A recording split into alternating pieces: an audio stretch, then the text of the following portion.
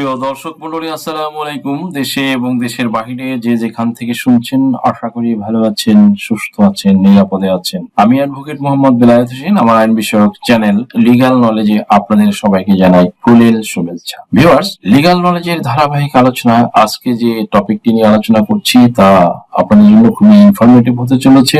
আজকে দুর্দান্ত একটি টপিক নিয়ে আলোচনা করব। টপিকটি হলো সাউথ কোরিয়া স্টাডি ভিসার জন্য, সাউথ কোরিয়া পড়াশোনা করতে যারা যাবেন স্পেশালি তাদের জন্য, সাউথ কোরিয়া পড়াশোনা করতে যাওয়ার জন্য যে অ্যাসেট ভ্যালুয়েশন করতে হয় বা প্রপার্টি ভ্যালুয়েশন, স্পন্সরশিপ, বেনিফিট, সেই সংক্রান্ত বিষয় নিয়ে অনেক বাবা বা মা তার সন্তানকে স্পন্সর করে।